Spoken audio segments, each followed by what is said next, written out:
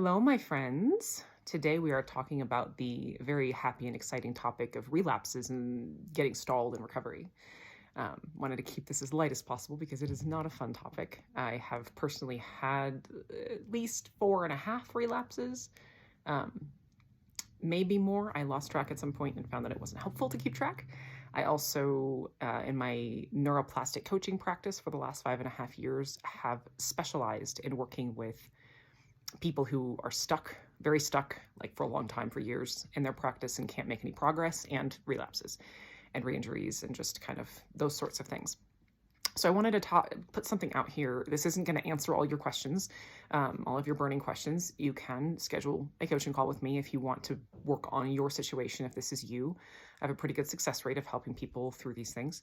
But in this video, at least, I want to talk about the reasons why it happens and just what to do, like general principles of what to do at first. Like if that's you right now, if you are in the middle of feeling like your world's kind of crumbling around you and you're losing all your progress, here's some things you can do in the meantime. So that's going to be the second part of the video.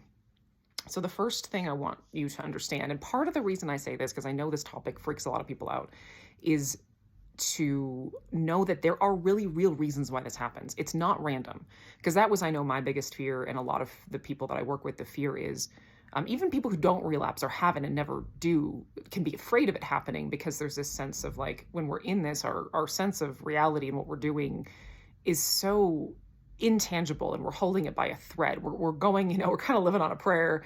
And really the prayer being hoping that the science is correct and that this is a stable way to build health and well-being, which it is. And that's why I want to turn back around from all the experience I have and say, there are real reasons this happens. It is not a random thing. It's not a rug getting pulled out from under your feet. It's not the other shoe dropping. It's not something to be afraid of, but we need information generally produced for people who are using neuroplasticity to recover in order to prevent relapses, like in order for you to have the right information, understand what it's made out of, and be able to deepen your practice as you're going through this so that you're building a stable foundation. That is my absolute intention in my work with this, is to help people build stable, lasting recoveries, because I know a lot of the questions in this arena are, can we recover? Is it possible?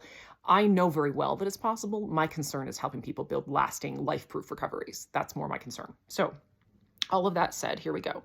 The number one reason that, and of course there are caveats and nuances, I'll include as many as I can without getting overwhelming. The number one reason, or reasons, in my experience, that relapses happen are unlearned lessons, which you could also see as bits of the picture you didn't have yet, information that you didn't have yet. Like maybe for me, one of them was, I had a really bad fawn response. And that was a huge part of it. I didn't know anything about the fawn response. I didn't know the fawn response existed. I didn't know what it was, but it was what was driving my entire limbic impairment. So that's not the case for everybody. It could be something else. Undiagnosed complex PTSD is another thing. Again, don't get freaked out by these things. I just want you to know that there are like real things we can work with here. Like these things are not total mysteries and you can recover from them. So that's also what I could mean. But sometimes it's just simply like not really wiring in a strong sense of self-worth, or still you focusing on achievement instead of attunement, or not really fully understanding the science all the way or how to implement it correctly. So that's what I mean by unlearned lessons. Or circumstances. You go through a crazy circumstance like when COVID happened a couple years ago or something like that. You go through divorce or, some sort of loss. And especially if it's in the middle of recovery and you're not in like a stable maintenance phase and prepared for that, it can easily throw you off your rocker and kind of bring you back to a pretty limbic place. Or both. It could be a little bit of both. Those are the reasons why it happened. But there's always a real reason. There's something there. It's not just a big scary monster grabbing you out of the dark. Some of the most common unlearned lessons or gaps, one of the biggest ones I see is still, and this goes again for a lot of these things apply to being stalled in your process as well. Not just relapses, but when you've been at this a long time and you're not really seeing any progress. Having the identity of being broken is a big one. Like an identity of, I'm not enough, I'm too far gone, I'm too broken, I'm, low self-worth, things along those lines. And also just not knowing the science well enough, not really knowing how to apply it. Some of the things I mentioned, like the fawn response and so forth as well. But that's the third one, gaps in knowledge. Like this stuff is in a very cerebral way, we can talk about it, but talking about it is very different from knowing like, well, what do I do with that information when my symptoms are really loud? Another big one is just people continuing to be afraid of their symptoms. I know it sounds really simple, but that's something that still kind of subconsciously believing their limbic system that something's really wrong, and just continuing to give in when things get really intense and not actually apply the knowledge that they have fully. That's another one I see a lot with really intense ebbs, slow progress is, and I want to highlight that it's not your fault. Like, it's not intuitive. This process is, your intuition is a good tool, but the process isn't intuitive, if that makes sense. So it's never your fault. That's one thing I do want you to know.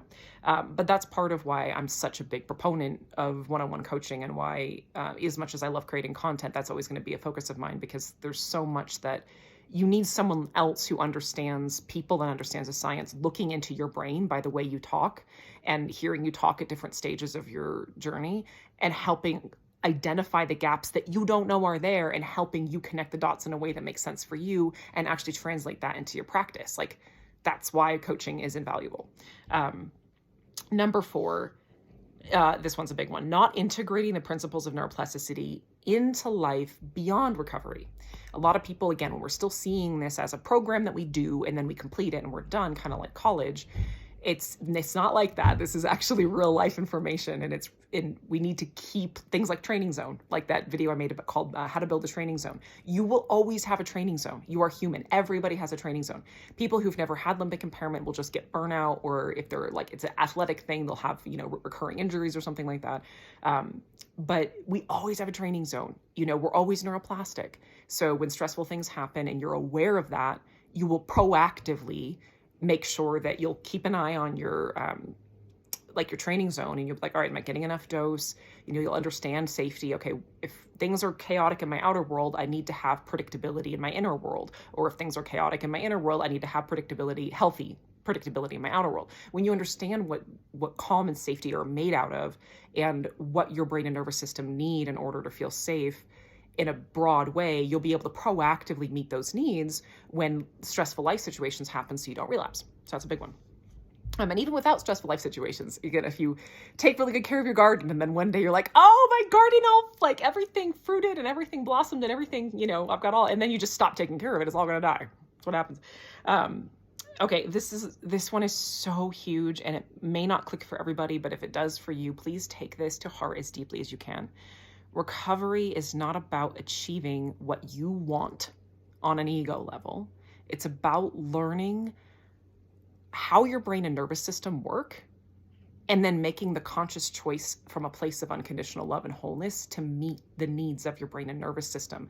And it's a lifelong commitment to yourself to recognize that your hardware has needs. You need to be present, you need to be in dose, you need to feel safe. There's a whole bunch more, but understanding those things and making them a priority. And when you like a garden, you are like a garden. You cannot just be like, I want 10 bushels of apples now. Like, we have to learn how to work with the soil and all of that. It doesn't matter how bad you want it. That has to be translated into a willingness to study yourself and your psyche and your brain and nervous system and figure out what works for you. It's a loving, devotional, selfless act to choose recovery, and it's an ongoing habit. But that's a big one that I see a lot of times. People are just trying to shove past their hardware and what it needs, and just be like, I want to go back to work, and I want to work out, and I don't want to be tired, and I don't want to be ill anymore, and I'm healthy and strong, I can do this. And it's like, great attitude, but we got to turn towards and actually meet ourselves where we have needs that are unmet on that regulatory level.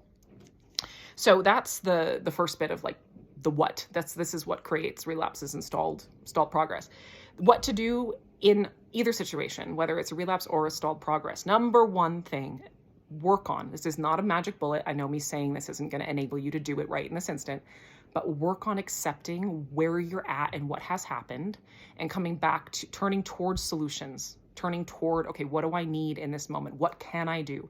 Instead of focusing on, oh my God, I can't believe I feel this way again. I see so many people who can just be stuck and spiraling and making things, it just makes everything so much worse when we just stay there for months of, I can't believe it happened, I can't believe it happened, I can't believe it happened. And it's like, it happened, believe it. And then let's do something about it, because you can. Like, you don't have to stay here. And I know it can be a big shock, but again, the longer we sit with that shock, the worse the situation gets. So focus on acceptance and move away from the I can't believe it attitude.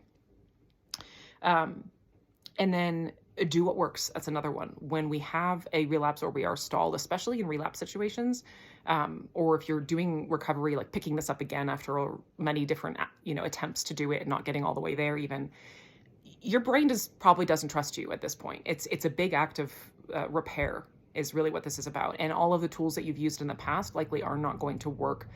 Not all of them are going to work, and they're not going to work the way they did in the past. And that's okay. That's to be expected. Your brain is suspicious of this because things got better and then they got worse, and the brain just internalizes. It often projects that things got worse on the tools and is afraid of getting better because it's afraid of this happening again. So it's more resistant as well. Resistant in general, just in a grand scheme to like everything, and very, stuck in stress chemistry, but also very resistant to certain tools, to neuroplasticity, to a whole neuroplastic approach. My brain would have thrown the entire DNRS program into a bonfire if it could have when I relapsed, because it was just like, it thought that was the problem. It wasn't the problem, but that was where my limbic system was at. The real work on a deeper level, like do what works, whatever it is. Like if a lot of times visualization doesn't work the second time around, that's okay. There are other solutions. This is the point at which beyond this moment, I can't help you to figure it out more from on the side of the camera without knowing you personally. But somatics, breathing, just gentle nervous system tools, sitting outside, somatic tracking, really gentle body-based things tend to be a little bit more successful after a relapse as a general rule, but just do what works for you. It does not matter what it is, and don't focus on what doesn't work. It doesn't matter what doesn't work. Only focus on what does work. And the third thing is remember that these are still false messages. Your limbic system does not have control of your life. I know it feels like it does. It really, really feels like it does. And like everything's out of control and you've lost everything. None of that is true. All is not lost. This is still your life and you still have the final say by how you choose to approach this. And that biggest thing with this is, again, focus on what does work and really keep a strong boundary within yourself of standing up. And a strong boundary might feel like you're trying to, like you're a feather in a hurricane. That's what it felt like to me, at least, like trying to stand up to my limbic system. It's like, I can do this. And it was like, but it was just a matter of this deep knowing that my brain is not going to win. This is not a fight. This is just my limbic system expressing that it doesn't feel safe. And it might be trying to make all my tools not work and trying to take everything that is mildly, remotely effective out of my reach. But these are false messages, and I'm claiming my tools. I'm claiming dose. I'm claiming that this is safe. This is my life. It's my brain. I can do with it what I want. I may have to do a little dance and really have that strong inner conviction and be flexible about it, but it's still my brain, and I'm still the one in charge here. That attitude with that flexibility is really key for moving forward. So again, if that's you, I'll drop my website in the description box just in case you want to see my offerings on there, because this is something, having gone through it so many times, I'm really passionate about helping people get unstuck, because you can fully recover. Again, I know it was a long, long time for me, a lot of integration of lessons, but there's lots of information. It's not your fault. There is a solution. Don't give up on yourself. Love you guys.